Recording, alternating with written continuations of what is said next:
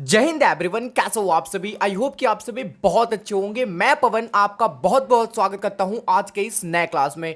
देखो जी, कल है 7 मई और कल आप सभी का है केमिस्ट्री का कंपार्टमेंट एग्जाम, राइट। तो आज के इस क्लास में मैं आप सभी को क्लास 12 केमिस्ट्री कंपार्टमेंट एग्जाम से रिलेटेड काफी most important VVI objective question clear कराने वाला हूं। सो आज का क्लास आप सभी क्लास 12 वालों के लिए बहुत ही ज्यादा इंपॉर्टेंट होने वाला है, जिनका भी भैया कल कंपार्टमेंट का एग्जाम है, राइट। सो बिना किसी देरी के आइए इस वीडियो को स्टार्ट करते हैं। लेकिन उससे पहले मैं आप सभी से एक प्यारा सा रिक्वेस्ट करना चाहूंगा।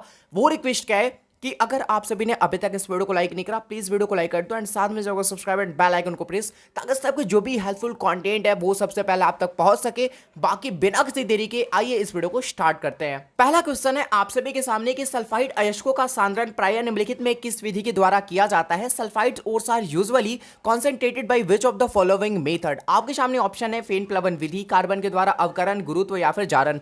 तो इसका जो राइट आंसर हो जाएगा, जो सल्फाइड अयस्क होते हैं उनका सांद्रण किया जाता है फेन प्लवन विधि के द्वारा, ठीक है, यानी कि फोम प्रोड्यूशन मेथड के द्वारा। तो ए वाला ऑप्शन आप सभी के सामने 100% सही हो जाएगा। कल आपका एग्जाम है, इसलिए मैं ज्यादा डीप में जाने की कोशिश नहीं करूंगा कि हाँ जी ये चीज कैसे होता है, वो चीज कैसे होता है, राइट। तो जितना ज्यादा हो सके क्वेश्चनों को हमें देखना है, सॉल्व करना है। ओके, चलो जी। सेकंड क्वेश्चन है आप सभी के सामने कि निम्नलिखित में कौन सल्फाइड अयस्क है, ठीक है। Which of the following are sulphide ore, malachite, galena, calamine या फिर कॉर्नालाइट। तो इसका जो राइट आंसर हो जाएगा, जो आपका सल्फाइड अयस्क है वो है आपका गैलेना, ठीक है। कौन है जी? गैलेना। तो बी वाला ऑप्शन आप सभी के सामने 100% करेक्ट हो जाएगा, ठीक है। थर्ड क्वेश्चन है आप सभी के सामने कि डीएनए संरचना में एडेनिन एवं थाइमिन के बीच जो हाइड्रोजन बॉन्ड होता है, ठीक है, उसकी जो संख्या होती है वो कितना होती है। हमेशा याद रखना वो होती है 2, ठीक है। तो 3 का बी वाला ऑप्शन सही हो जाएगा आप सभी के सामने।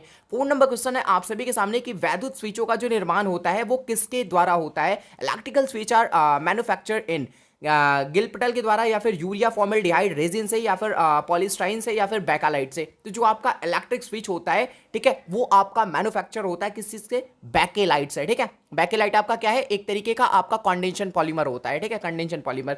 तो डी वाला ऑप्शन सही हो जाएगा आप सभी के सामने। ओके, 5 नंबर क्वेश्चन कहता है आप सभी के सामने कि कच्चा लोहा, जिसे हम लोग इंग्लिश में पिग आयरन बोलते हैं, तो कच्चा लोहा में कौन सा तत्व अत्यधिक मात्रा में अशुद्धि यानी कि इंपैडिस के रूप में उपस्थित रहता है। आपके सामने ऑप्शन है फास्फोरस, मैग्नीज, कार्बन या फिर सिलिकॉन। तो इसका जो राइट आंसर हो जाएगा वो हो जाएगा आप सभी के सामने कार्बन, ठीक है। कार्बन, कच्चा लोहा में जो आपका कार्बन होता है वो अत्यधिक मात्रा में अशुद्धि के रूप में पाया जाता है, प्रेजेंट रहता है कच्चा लोहा के अंदर, ठीक है। ओके जी। नेक्स्ट क्वेश्चन है आप सभी के सामने 6 नंबर कि गुरुत्व पृथक्करण विधि से सांद्रित किया जाता है, ठीक है। जो आपका गुरुत्व पृथक्करण विधि होता है, इसके द्वारा हम लोग किस तरीके कौन से अयस्क को सांद्रण करते हैं, कैलेमाइन को या फिर हेमेटाइट को या फिर कैथोपाइराइट को या फिर बॉक्साइट को। तो इसका जो राइट आंसर हो जाएगा ऑप्शन नंबर बी, जो आपका हेमेटाइट होता है, जो कि बेसिकली आयरन का, लोहा का अयस्क होता है, ठीक है। तो उसका सांद्रण हम लोग करते हैं गुरुत्व पृथक्करण विधि के द्वारा। तो बी वाला ऑप्शन आप सभी के सामने 100% सही हो जाएगा। नेक्स्ट क्वेश्चन है 7 नंबर, फेन प्लवन विधि से किस अयस्क का सांद्रण किया जाता है। तो एक चीज तो आपने देख लिया कि फेन प्लवन विधि से हम लोग सल्फाइड अयस्क का सांद्रण करते हैं। एक अब तुम मुझे बताओ कि इन चारों में से कौन सा सल्फाइड अयस्क है, ठीक है। तो इसका जो राइट आंसर हो जाएगा वो हो जाएगा सीने बार, ठीक है। यानी कि सीने बार का जो अयस्क, जो आपका सीने बार अयस्क है, इसका जो सांद्रण करते हैं वो हम लोग फेन प्लवन विधि के द्वारा करते हैं। ओके, तो ए वाला ऑप्शन आप सभी के सामने बिल्कुल ही सही हो जाएगा। नेक्स्ट क्वेश्चन है 8 नंबर, जो आपका मालाकाइट होता है, मालाकाइट अयस्क का क्या सूत्र होता है। The formula of malachite ore is. आपके सामने ऑप्शन नंबर डी, जो कि आप दिख रहा है CuOS2 CuCO3, राइट। ये आपका मालाकाइट का फॉर्मूला होता है। तो डी वाला ऑप्शन आप सभी के सामने बिल्कुल ही सही हो जाएगा। नेक्स्ट क्वेश्चन है 9 नंबर कि सदैव मुक्त अवस्था में पाए जाने वाली धातु कौन सी है। The metal base is always found in free state is. तो गोल्ड, हमेशा याद रखना, जो आपका गोल्ड होता है वो क्या पाया जाता है, मुक्त अवस्था में पाया जाता है, ठीक है। तो ए वाला ऑप्शन आप सभी के सामने बिल्कुल ही सही हो जाएगा, ठीक है। और एक चीज और ध्यान देना, गोल्ड के साथ साथ यानी कि सोना के साथ साथ जो आपका चांदी होता है, जो आपका प्लैटिनम होता है, ये भी आपके मुक्त अवस्था में पाए जाते हैं, ठीक है। ओके जी। 10 नंबर क्वेश्चन कहता है आप सभी के सामने कि निम्न में क्यूप्रस अयस्क कौन सा है। Which of following is cuprous ore. तो आपका जो क्यूप्राइट हो जाएगा, ठीक है, जो आपका क्यूप्राइट है, बी वाला ऑप्शन, यही आपका क्यूप्रस अयस्क होता है। तो बी वाला ऑप्शन सही हो जाएगा। ओके, चलो नेक्स्ट क्वेश्चन की ओर हम लोग मूव करते हैं। नेक्स्ट क्वेश्चन है आप सभी के सामने 11 नंबर कि सोडियम निष्कर्षण में प्रयुक्त विधि कहलाती है। The method use in sodium extraction is called. जो सोडियम निष्कर्षण में हम लोग प्रयुक्त जो विधि होती है वो हमारी क्या कहलाती है, हमेशा याद रखना वो विधि डाउन विधि कहलाती है, ठीक है। तो डी वाला ऑप्शन आप सभी के सामने बिल्कुल ही सही हो जाएगा। नेक्स्ट क्वेश्चन है 12 नंबर। 12 नंबर क्वेश्चन क्या कहता है कि निम्न में कौन सा आयरन का अयस्क नहीं है, ठीक है। कौन सा आयरन का अयस्क नहीं है? तो भैया लिमोनाइट आपका आयरन का अयस्क होता है। जो आपका मैग्नेटाइट होता है ये भी आपका आयरन का अयस्क होता है, लेकिन कैसेटेराइट जो आपका होता है ये आयरन का अयस्क नहीं होता है। तो सी वाला ऑप्शन सही हो जाएगा 100%। ओके, नेक्स्ट क्वेश्चन है 13 नंबर कि कॉपर पाइराइट का सूत्र क्या है? कॉपर पाइराइट आपका कॉपर का एक अयस्क होता है और कॉपर पाइराइट का जो सूत्र होता है वो होता है Cu2Fe(S2), ठीक है, यानी कि 13 का, अच्छा सॉरी कॉपर पाइराइट ना, तो Cu(Fe(S2), ठीक है, क्या हो जाएगा Cu(Fe(S2). तो सी वाला ऑप्शन आप सभी के सामने बिल्कुल ही सही हो जाएगा। नेक्स्ट क्वेश्चन है आप सभी के सामने 14 नंबर कि निम्न में कौन सा सहजात गुण को इंग्लिश में हम लोग बोलते हैं कॉलिगेटिव प्रॉपर्टीज। तो कौन सा आपका कॉलिगेटिव प्रॉपर्टीज है? तो आई थिंक आपका पराशरणी दाब भी होगा, क्वथनांक भी होगा, अच्छा द्रव्यनांक नहीं होता है, अच्छा सॉरी पराशरणी दाब होगा, केवल और केवल पराशरणी दाब होगा। वो कैसे, मैं आपको बता रहा हूं। जो आपका कोई भी विलयन का, कोई भी सॉल्यूशन का जो आपका कॉलिगेटिव प्रॉपर्टीज होता है वो 4 प्रकार के होते हैं, ठीक है, जिसमें से पहला आपका आता है वाष्प दाब का अवनमन। देखो वाष्प दाब नहीं होता, वाष्प दाब का अवनमन आपका कॉलिगेटिव प्रॉपर्टीज होता है। उसी तरीके से क्वथनांक नहीं होता, क्वथनांक का उन्नयन आपका कॉलिगेटिव प्रॉपर्टीज होता है, राइट। और द्रव्यनांक तो होता है ही नहीं। तो पराशरणी दाब आपका क्या होगा, कॉलिगेटिव प्रॉपर्टीज होगा। मैं बार बार रिपीट कर रहा हूं, एक बार और मैं बता देना चाहूंगा। जो कॉलिगेटिव प्रॉपर्टीज होते हैं, कोई भी विलयन का अनुषंगिक गुणधर्म होता है, वो 4 प्रकार के होते हैं, जिसमें से आपका पहला होता है वाष्प दाब का अवनमन, दूसरा होता है क्वथनांक का उन्नयन, तीसरा आपका होता है हेमांक का अवनमन और चौथा होता है पराशरणी दाब। तो ये सब याद रखोगे, ये सब आपके ऑब्जेक्टिव में आते हैं। क्वेश्चन दे देगा कि कौन सा आपका अनुषंगिक गुणधर्म है, ठीक है, या फिर कभी कभी इस तरीके से भी क्वेश्चन पूछता है कि कौन सा आपका अनुषंगिक गुणधर्म नहीं है। ओके, तो ध्यान में रखोगे ये चारों टाइप को। ओके, चलो जी, नेक्स्ट क्वेश्चन है हमारा 15 नंबर कि किस पर ताप का प्रभाव नहीं पड़ता है? ऐसा कौन सा क्वांटिटी है जिस पे भैया ताप का प्रभाव नहीं पड़ेगा, यानी कि तुम टेम्परेचर को इंक्रीज करो डिक्रीज करो, ये भैया अपना निफिक्र है, ठीक है, इस पे कोई भी फर्क नहीं पड़ने वाला। वो तुम्हारा होता है मोल प्रभाज और मोल लता, ठीक है, मोल प्रभाज और मोल लता, यानी कि मोल फ्रैक्शन और मोलालिटी। ओके, तो बी वाला ऑप्शन आप सभी के सामने बिल्कुल ही सही हो जाएगा। नेक्स्ट क्वेश्चन है आप सभी के सामने 16 नंबर क्वेश्चन क्या कहता है कि इनमें कौन राउल्ट नियम से धनात्मक विचलन प्रदर्शित करता है? राउल्ट के नियम के आधार पे जो आपका विलन होता है वो 2 पार्टों में डिवाइड होता है, जिसमें से एक आपका होता है आदर्श, दूसरा आपका होता है अनादर्श। इंग्लिश में बात करी जाए तो एक आपका होता है आइडियल सॉल्यूशन और दूसरा होता है non ideal solution. Ideal solution वे होते हैं जो राउल्ट के नियम का पालन करते हैं, नॉन आइडियल सॉल्यूशन वो होते हैं जो कि राउल्ट के नियम का पालन नहीं करते हैं। ओके, क्वेश्चन क्या कह रहा है आपसे भी से, ये तो बेसिक सी चीज़ होगी, मैंने आपको बता दिया। ओके, ध्यान में रखना। इनमें कौन सा राउल्ट नियम से धनात्मक विचलन प्रदर्शित करता है? तो जो आपका बेंजीन होता है, जो आपका क्लोरोफॉर्म होता है, दोनों का जो स्ट्रक्चर होता है वो एक जैसा ही होता है, आई थिंक, ठीक है। तो ये वाला ऑप्शन आप सभी के सामने बिल्कुल ही सही हो जाएगा। नेक्स्ट क्वेश्चन है आप सभी के सामने 17 नंबर कि कौन अनुसंख्यक गुणधर्म नहीं है? अभी मैंने आपको बताया this is not a colligative properties. मैंने अभी आपको क्या बोला कि 4 कॉलिगेटिव प्रॉपर्टीज होते हैं, इनको ध्यान में रखना। इससे जरूर 1 से 2 नंबर के प्रश्न आपके ऑब्जेक्टिव में करे जाते हैं कि कौन अनुसंख्यक गुणधर्म है या फिर कौन अनुषंगिक गुणधर्म नहीं है, ठीक है। तो यहां पे पूछा जा रहा है कौन नहीं है। ओके, तो हिमांक में अवनमन, हिमांक का अवनमन आपका एक कॉलिगेटिव प्रॉपर्टीज होता है। ओके, परासरणी दाब भी होता है, क्वथनांक में उन्नयन भी आपका एक कॉलिगेटिव प्रॉपर्टीज होता है, लेकिन मोलल उन्नयन स्थिरांक आपका एक अनुषंगिक गुणधर्म यानी कि कॉलिगेटिव प्रॉपर्टीज नहीं होता है। तो डी वाला ऑप्शन सही हो जाएगा आप सभी के सामने। ओके, चलो जी, 18 नंबर क्वेश्चन क्या कहता है कि निम्नलिखित में किसमें विलयन का मैंने अभी क्या बोला भाई, याद रख लो, बहुत इंपॉर्टेंट है। 3 क्वेश्चन आ गए अभी 18 क्वेश्चन पे मैं हूँ, 3 क्वेश्चन एक ही जैसे आ गए, ठीक है। तो याद रखना ला अनुषंगिक गुणधर्म। ओके, सब्जेक्टिव में भी पूछा जाता है कि विलयन किसे कहते हैं और इसके अनुषंगिक गुणधर्म क्या है और कितने टाइप के होते हैं, लिखो। इस सब्जेक्टिव में पूछे जाते हैं। अब इससे लघु उत्तरीय में, दीर्घ उत्तरीय में पूछा जा सकता है, सबको वहां पे एक्सप्लेन करना पड़ेगा। लाइक वाष्प दाब का अवनमन है वो किस तरीके से होता है, क्वथनांक का उन्नयन है, हिमांक का अवनमन है, पराशरणी दाब है, कौन सबका डेफिनेशन किस तरीके से क्या प्रोसेस है, वो हर एक चीज वहां पे आपको डिफाइन करना पड़ेगा। ओके, लेकिन क्वेश्चन पे और हम लोग बढ़ते हैं ऑब्जेक्टिव, अभी हम लोग कर रहे हैं तो ऑब्जेक्टिव के ऊपर चर्चा करता है, ठीक है। तो निम्नलिखित में किसमें विलयन का अनुषंगिक गुणधर्म नहीं है? Which of the following does not have colligative properties of solution? Okay, तो भैया पराशरणी दाब होता है, कॉलिगेटिव प्रॉपर्टीज होता है, राइट। वाष्प दाब का अवनमन होता है, हिमांक का अवनमन होता है, लेकिन जो आपका पृष्ठ तनाव है ना, ये आपका कॉलिगेटिव प्रॉपर्टीज नहीं होता है। तो बी वाला ऑप्शन आप सभी के सामने बिल्कुल ही सही हो जाएगा, सरफेस टेंशन।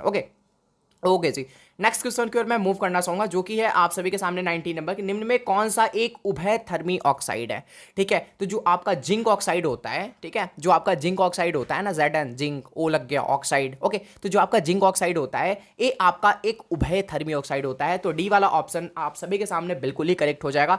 नेक्स्ट क्वेश्चन है 20 नंबर कि निम्नलिखित में कौन सा सबसे प्रबल ऑक्सीकारक पदार्थ है? देखो, एक क्वेश्चन मैंने डाल रखा था कम्युनिटी टैब में अपना, मतलब लाइक 2 से 3 दिन हो गए, तो 3 दिन पहले इस क्वेश्चन को मैंने अपनी कम्युनिटी टैब में डाला था। तो कम्युनिटी टैब में भी थोड़ा सा एक्टिव रहा करो आप सभी को, कि वहां पे मैं काफी मोस्ट इंपोर्टेंट क्वेश्चन को ही डालता हूं। ओके, तो निम्न में कौन सा आपका प्रबल ऑक्सीकारक पदार्थ है? काफ़ी सारे स्टूडेंट ऐसे थे जिनके कमेंट आए थे, जिनके पोल आए थे, वोट आए थे कि भैया आपका जो फ्लोरीन होता है, आपका जो F2 होता है, वो आपका सबसे प्रबल ऑक्सीकारक पदार्थ होता है। तो बिल्कुल सही, जो आपका फ्लोरीन होता है ना, वो सबसे प्रबल ऑक्सीकारक पदार्थ होता है। ठीक है, तो ए वाला ऑप्शन आप सभी के सामने बिल्कुल ही सही हो जाएगा। नेक्स्ट क्वेश्चन है 21 नंबर कि निम्नलिखित में कौन हाइड्रोजन बंधन नहीं बनाता है? आपके सामने ऑप्शन है NH3 जो कि आपका अमोनिया होता है, H2O आपका जल होता है, ठीक है, HCl आपका हाइड्रोक्लोरिक अम्ल होता है। क्वेश्चन आपसे क्या पूछा जा रहा है कि निम्नलिखित में कौन हाइड्रोजन बॉन्ड नहीं बनाता है? Which of the following does not form hydrogen bond? तो जो आपका HCl होता है, जो आपका हाइड्रोक्लोरिक अम्ल होता है, ये आपका हाइड्रोजन बॉन्ड नहीं बनाता है। तो सी वाला ऑप्शन आप सभी के सामने बिल्कुल ही करेक्ट हो जाएगा। ठीक है, 22 नंबर क्वेश्चन कहता है आप सभी के सामने कि सोडियम क्लोराइड किसमें विलय है? Sodium chloride is soluble in what? जो आपका अमोनियम हाइड्रोक्साइड होता है, इसमें आपका सोडियम क्लोराइड जो कि आपका NaCl होता है, नमक होता है, ये आपका अमोनियम हाइड्रोक्साइड में विलय होता है। ठीक है, तो बी वाला ऑप्शन आप सभी के सामने 100% करेक्ट हो जाएगा। ऑलराइट जी, नेक्स्ट क्वेश्चन है आप सभी के सामने 23 नंबर कि आर्गन जो कि जिसका परमाणु संख्या आपका 18 होता है, जिसे बेसिकली हम लोग AR से डिनोट करते हैं, ठीक है, जो कि आपका आर्गन एक अक्रिय गैस होता है। तो आर्गन किसके द्वारा खोजी गई थी? Argon was discover by whom. तो जो आपके रामसे है ना, ठीक है, जो आपके रामसे हैं, इनके द्वारा आर्गन की खोज करी गई थी। तो बी वाला ऑप्शन आप सभी के सामने 100% करेक्ट हो जाएगा। ओके, 24 नंबर क्वेश्चन कहता है कि वायुमंडल में सर्वाधिक पाई जाने वाली अक्रिय कौन कौन सी है? ठीक है, अभी मैंने आपको बोला जो आपका आर्गन होता है, ठीक है, वो आपका एक अक्रिय गैस होता है। क्वेश्चन पूछा जा रहा है कि वायुमंडल में सर्वाधिक मात्रा में पाई जाने वाली जो अक्रिय गैस होती है, वो आपका आर्गन ही होता है। ठीक है, तो सी वाला ऑप्शन आप सभी के सामने 100% करेक्ट हो जाएगा। अगला क्वेश्चन है आप सभी के सामने 25 नंबर कि भैया हीलियम गैस का प्रमुख स्रोत क्या है? The main source of helium gases हवा है या फिर मोनोजाइट सैंड है या फिर रेडियम है या फिर सभी है? तो जो आपका हीलियम होता है, ठीक है, जिसका एटॉमिक नंबर क्या होता है? 2 होता है। ओके, हाइड्रोजन के बाद आपका आता है हीलियम। ओके, तो जो आपका हीलियम का प्रमुख स्रोत होता है वो आपका होता है मोनोजाइट सैंड। ठीक है, मोनोजाइट सैंड। तो बी वाला ऑप्शन आप सभी के सामने बिल्कुल ही सही हो जाएगा। नेक्स्ट क्वेश्चन है 26 नंबर कि वायु में निम्न में कौन सी गैस नहीं पाई जाती है? ठीक है, नाइट्रोजन, ऑक्सीजन, क्रिप्टॉन या फिर रेडॉन। तो जो आपका रेडॉन होता है ना, ठीक है, वो वायु में नहीं पाई जाती है। तो डी वाला ऑप्शन आप सभी के सामने बिल्कुल ही करेक्ट हो जाएगा। नेक्स्ट क्वेश्चन है 27 नंबर कि किसी पदार्थ की अभिक्रिया की दर, कोई भी पदार्थ की अभिक्रिया की दर निम्नलिखित में किस बात पर निर्भर करता है? The rate of reaction of a substance depend on which of the following? आपके सामने ऑप्शन है परमाणु द्रव्यमान पे या फिर समतुलित द्रव्यमान पे या फिर अणु द्रव्यमान पे या फिर सक्रिय मात्रा पे। तो इसका जो राइट आंसर हो जाएगा, किसी पदार्थ की जो अभिक्रिया की दर होती है वो सक्रिय मात्रा पे यानी कि एक्टिव क्वांटिटी पे क्या करती है? डिपेंड करती है, निर्भर करती है। ठीक है, तो डी वाला ऑप्शन आप सभी के सामने बिल्कुल ही करेक्ट हो जाएगा। नेक्स्ट क्वेश्चन है 28 नंबर कि वैद्युत अपघटन की क्रिया में एनोड पर क्या होता है? In the process of electrolysis what occurs at the cathode? देखो जी, काफी सारे ऐसे स्टूडेंट हैं, मैं बार बार रिपीट करता हूँ, अपने जितने सारे भी आज तक मैंने लेक्चर ली है, जितने सारे भी मैंने क्लासेस ली है, हर एक में मैं एक ही चीज को बार बार रिपीट करता आया हूँ। अगर मुझे ये प्रश्न दिख जाता है तो कभी भी काफ़ी सारे ऐसे स्टूडेंट हैं जो कि भैया एनोड आपका पॉजिटिव होता है, कैथोड आपका निगेटिव होता है, इस तरीके से याद रखते हैं, लेकिन ये बिल्कुल बिल्कुल टोटली रॉन्ग है। विद्युत अपघटनी सेल के लिए ए फॉर्मेट आपका सही है कि हाँ, एनोड आपका पॉजिटिव होता है, कैथोड आपका निगेटिव होता है, राइट। लेकिन जैसे ही आप जाते हो इलेक्ट्रोकेमिकल सेल के अंदर यानी कि गैल्वेनिक सेल के अंदर, तो वहां पे आपका जो एनोड है वो निगेटिव हो जाएगा, कैथोड आपका पॉजिटिव हो जाएगा, राइट। तो चार्ज के अकॉर्डिंग तुम एनोड और कैथोड को डिफाइन नहीं कर सकते हो। ओके, तो किस तरीके से तुम याद रख सकते हो? हमेशा याद रखना कि जो आपका कैथोड होता है, कैथोड पर हमेशा अवकरण होता है, रिडक्शन होता है, लेकिन जो आपका एनोड होता है उस पर हमेशा आपका क्या होता है? ऑक्सीकरण होता है, यानी कि ऑक्सीकरण यानी कि ऑक्सीडेशन होता है। ओके, तो याद रखना कैथोड पर रिडक्शन और एनोड पर ऑक्सीडेशन। ओके, चलो नेक्स्ट क्वेश्चन है 29 नंबर कि निम्नलिखित में किस धातु के लवण के जलीय विलयन के वैद्युत विच्छेदन से धातु प्राप्त किया जा सकता है? वो आपका होता है Ag यानी कि चांदी। ठीक है, तो डी वाला ऑप्शन आप सभी के सामने बिल्कुल ही सही हो जाएगा। नेक्स्ट क्वेश्चन है 30 नंबर कि फैराडे का वैद्युत अपघटन नियम निम्न में से किससे संबंधित है? Faraday law of electrolysis is related to which of the following? धनायन की गति से, धनायन के परमाणु भार से, ऋणायन की गति से या फिर इलेक्ट्रोलाइट के समतुल्य भार से? तो इसका जो राइट आंसर हो जाएगा आप सभी के सामने ऑप्शन नंबर डी, जो आपका फैराडे का वैद्युत अपघटन नियम होता है, ठीक है, वो आपका किससे संबंधित होता है? इलेक्ट्रोलाइट के समतुल्य भार से। ठीक है, यानी कि by the equivalent weight of electrolyte. तो डी वाला ऑप्शन आप सभी के सामने 100% करेक्ट हो जाएगा। ठीक है, नेक्स्ट क्वेश्चन है 31 नंबर कि हाइड्रोजन ऑक्सीजन ईंधन सेल में हाइड्रोजन का दहन होता है तो, ठीक है, मैं इंग्लिश थोड़ा सा वो कट हो जा रहा, बट कोई नहीं, मैं ऊपर स्क्रॉल कर लूंगा उस टाइम। ठीक है, हाइड्रोजन ऑक्सीजन ईंधन सेल में हाइड्रोजन का जो दहन होता है, जो an hydrogen oxygen fuel cell hydrogen is burn which अत्यधिक शुद्ध जल उत्पन्न करता है, दो इलेक्ट्रोड के बीच विभवांतर उत्पन्न करता है, इलेक्ट्रॉन सतह से अवशोषित ऑक्सीजन निकालता है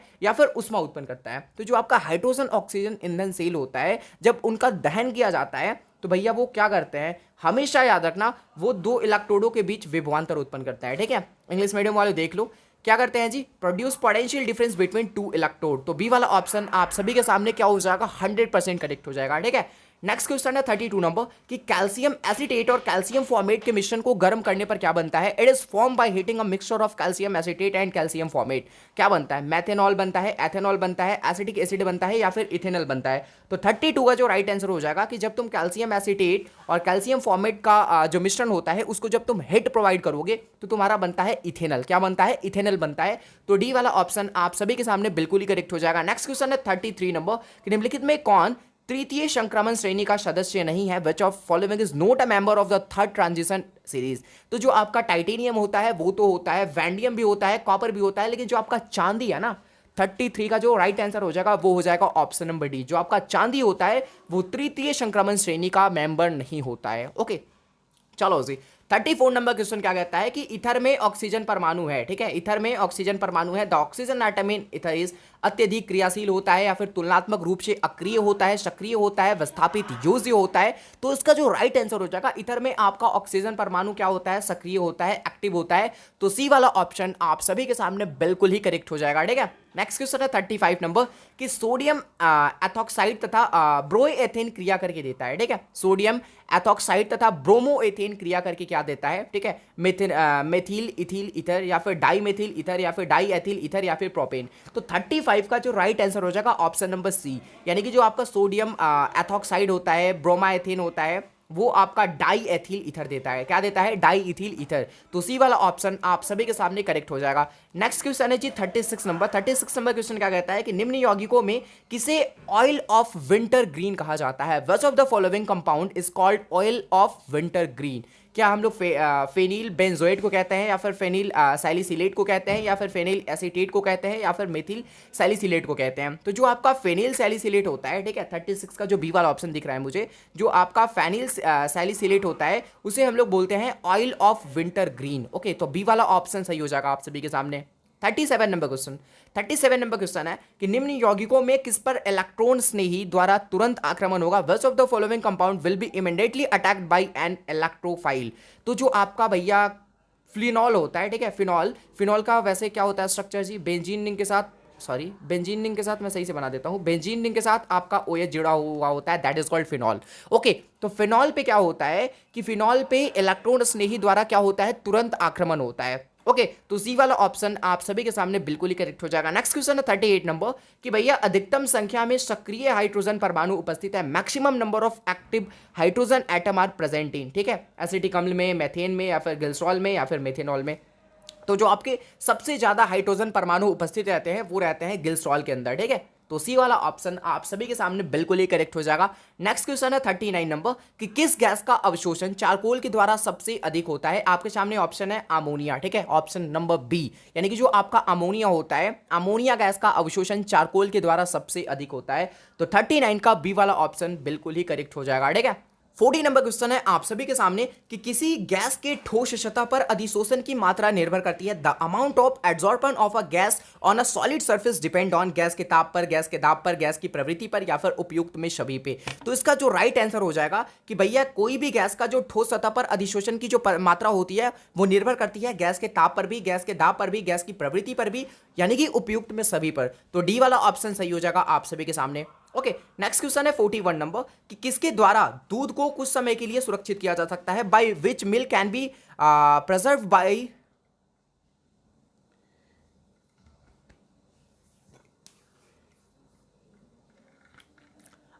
नेक्स्ट क्वेश्चन है आप सभी के सामने 40 नंबर कि किसी गैस की ठोस सतह पर अधिशोषण की मात्रा निर्भर करती है। The amount of absorption of a gas on a solid surface depend on gas के ताप पर, गैस के दाब पर, गैस की प्रवृत्ति पर या फिर उपयुक्त में सभी पर। तो कोई भी गैस के ठोस सतह पर जो अधिशोषण की मात्रा होती है वो निर्भर करती है गैस के ताप पे भी, यानी कि टेम्परेचर ऑफ गैस पे भी, गैस के दाब पर भी, यानी कि प्रेशर ऑफ गैस, गैस की प्रवृत्ति यानी कि नेचर ऑफ गैस, यानी कि उपयुक्त में सभी पर। तो डी वाला ऑप्शन आप सभी के सामने बिल्कुल ही करेक्ट हो जाएगा, ठीक है। नेक्स्ट क्वेश्चन है 41 नंबर कि किसके द्वारा, नेक्स्ट क्वेश्चन है आप सभी के सामने 40 नंबर कि किसी गैस की ठोस सतह पर अधिशोषण की मात्रा निर्भर करती है। The amount of absorption of a gas on a solid surface depend on. तो गैस के ताप पे भी डिपेंड करता है, गैस के दाब पर भी, गैस की प्रवृत्ति पर भी, यानी कि उपयुक्त में सभी पर। तो डी वाला ऑप्शन सही हो जाएगा आप सभी के सामने। ओके, नेक्स्ट क्वेश्चन है 41 नंबर, क्या बोलता है जी कि किसके द्वारा दूध को कुछ समय के लिए सुरक्षित किया जा सकता है। भैया किसके द्वारा, हम लोग फॉर्मिक एसिड विलयन या फिर फॉर्मेल्डिहाइड विलयन या फिर एसिटिक एसिड विलयन या फिर एसिटल्डिहाइड विलयन के द्वारा, किसके द्वारा हम लोग दूध को कुछ टाइम के लिए, सम टाइम के लिए इसे हम लोग सुरक्षित रख सकते हैं। तो आपके सामने ऑप्शन नंबर बी, यानी कि जो आपका फॉर्मेल्डिहाइड विलयन है, इसके द्वारा हम लोग क्या कर सकते हैं, दूध को कुछ टाइम के लिए सुरक्षित रख सकते हैं, किया जा सकता है, ठीक है। तो बी वाला ऑप्शन आप सभी के सामने बिल्कुल ही करेक्ट हो जाएगा, ठीक है। अब आता है क्वेश्चन 42 नंबर कि भैया भौतिक अधिशोषण में गैस के कण ठोस सतह पर किस बल के द्वारा जुड़े हुए होते हैं। In physical adsorption by which force the gas particle remain bound to the solid surface. क्या रासायनिक बल के द्वारा जुड़े हुए होते हैं? नहीं। वैद्युत बल? नहीं। गुरुत्वीय बल? यहां पे वो जुड़े हुए होते हैं वॉन्डर बल्स के द्वारा, ठीक है, वॉन्डर वॉल बल्स के द्वारा। तो भैया डी वाला ऑप्शन आप सभी के सामने बिल्कुल ही करेक्ट हो जाएगा, ठीक है। नेक्स्ट क्वेश्चन है 43 नंबर कि निम्नलिखित में कौन सा गुण कोलाइड विलयन के आवेश से स्वतंत्र है। Which of the following properties is independent of the charge of the colloid solution, ठीक है। तो 43 का जो राइट आंसर हो जाएगा आपके सामने ऑप्शन नंबर बी, जो आपका टेंडल प्रभाव होता है, जो आपका टेंडल इफेक्ट होता है, ठीक है। तो बी वाला ऑप्शन सही हो जाएगा। नेक्स्ट क्वेश्चन है आप सभी के सामने 44 नंबर के पृष्ठ पर किसी आणविक स्पीसीज के केंद्रीकरण की जो घटना होती है वो क्या कहलाती है। हमेशा याद रखना वो आपका अधिशोषण कहलाता है, एड्सॉर्पन कहलाता है। तो बी वाला ऑप्शन सही हो जाएगा आप सभी के सामने। नेक्स्ट क्वेश्चन है 45 नंबर की जो आपका बैकेलाइट होता है वो किस प्रकार का पॉलीमर होता है। तो आपका बैकेलाइट होता है क्या योगशील पॉलीमर होता है, या फिर होमो पॉलीमर होता है, या फिर संगणक पॉलीमर होता है, या फिर बायो पॉलीमर होता है। तो जो आपका बैकेलाइट होता है वो आपका एक कंडेंशन पॉलीमर होता है। क्या होता है? कंडेंशन पॉलीमर, यानी कि संगणक बहुलक, ठीक है। यानी कि ऑप्शन नंबर क्या हो जाएगा, सी वाला कंडेंसिंग पॉलीमर। तो सी वाला ऑप्शन सही हो जाएगा आप सभी के सामने। ओके, नेक्स्ट क्वेश्चन है 46 नंबर कि नायोप्रीन है संश्लेषित रबर है, प्राकृतिक रबर का एकलक है, या फिर प्राकृतिक रबर है, या फिर वल्केनाइज रबर है। तो 46 है ना 46 यानी कि जो कि आपका नायोप्रीन है। तो इसका जो राइट आंसर हो जाएगा आप सभी के सामने ऑप्शन नंबर ए, यानी कि आप ए आपका सिंथेटिक रबर होता है, संश्लेषित रबर होता है। तो ए वाला ऑप्शन आप सभी के सामने बिल्कुल ही राइट हो जाएगा, ठीक है। नेक्स्ट क्वेश्चन है 47 नंबर कि भैया प्रकृति में पाया जाने वाला पॉलीमर कौन है, ठीक है, यानी कि जो आपका नेचर में प्रेजेंट होता है। The polymer found in nature is, वो आपका होता है स्टार्च तथा सेल्यूलोज। तो 47 का ऑप्शन नंबर बी बिल्कुल ही करेक्ट हो जाएगा। नेक्स्ट क्वेश्चन है 48 नंबर कि निम्न में किसमें फ्रैंकल डिफेक्ट पाया जाता है। सोडियम क्लोराइड में, ग्रेफाइट में, डायमंड में, या फिर सिल्वर ब्रोमाइड में। तो जो आपका सिल्वर ब्रोमाइड होता है, AgBr होता है, इसमें आपका फ्रैंकल डिफेक्ट भी पाया जाता है और शॉर्टकी डिफेक्ट भी पाया जाता है, यानी कि शॉर्टकी दोष भी पाया जाता है और फ्रैंकल दोष भी पाया जाता है। एक चीज जो कि ऑब्जेक्टिव में पूछा जाता है कि जो आपका फ्रैंकल डिफेक्ट होता है क्या इसके कारण डेंसिटी में कमी आती है, तो याद रखना नहीं। लेकिन जो आपका शॉर्टकी डिफेक्ट होता है इसके कारण भैया डेंसिटी में कमी आती है। तो ये सब चीजों को ध्यान में रखो कि ऑब्जेक्टिव में काफी ज्यादा पूछे जाते हैं सब, ठीक है। ओके जी, 49 नंबर क्वेश्चन क्या कहता है कि भैया क्रिस्टल में शॉर्टकी डिफेक्ट पाया जाता है जब, कोई भी क्रिस्टल में शॉर्टकी डिफेक्ट तब पाया जाता है जब समान संख्या में आपके धन आयन और ऋण आयन गायब हो जाते हैं, ठीक है। जब समान संख्या में जो आपके धन आयन है, ऋण आयन है, क्रिस्टल से क्या हो जाते हैं, गायब हो जाते हैं, तो आपका शॉर्टकी डिफेक्ट होता है। ओके, यानी कि equal number of cation and anion क्या हो जाता है, डिस्पेयर हो जाते हैं। तो ए वाला ऑप्शन आप सभी के सामने बिल्कुल ही करेक्ट हो जाएगा, ठीक है। नेक्स्ट क्वेश्चन है 50 नंबर और आज के इस क्लास का आखिरी प्रश्न भी होने वाला है। ओके, बीसीसी संरचना में पैकिंग दक्षता एवं वॉइड होता है, यानी कि packing efficiency and void is BCC structure are, हमेशा याद रखना वो कितना होता है, 68% आपका पैकिंग दक्षता होता है एंड वॉइड जो कि आपका नल होता है वो होता है 32%। ओके, तो डी वाला ऑप्शन आप सभी के सामने बिल्कुल ही करेक्ट हो जाएगा। थैंक यू सो मच आप सभी को यहां तक आने के लिए, और कल आप सभी का केमिस्ट्री का है कंपार्टमेंट एग्जाम, राइट। तो ऑल द वेरी बेस्ट आप सभी को। और भैया एक चीज और, आपकी जो कॉन्फिडेंस है, आपका जो भी एटीट्यूड है, आपकी जो भी एनर्जी है ना, उसे भैया कभी भी कम मत होने देना। फुल कॉन्फिडेंस के साथ जाना और एग्जाम देके आना। और आई होप कि आप सभी का काफी अच्छा मार्क्स होने वाले हो, सभी के सभी अच्छे मार्क्स के साथ क्या होने वाले हो, पास होने वाले हो, ठीक है।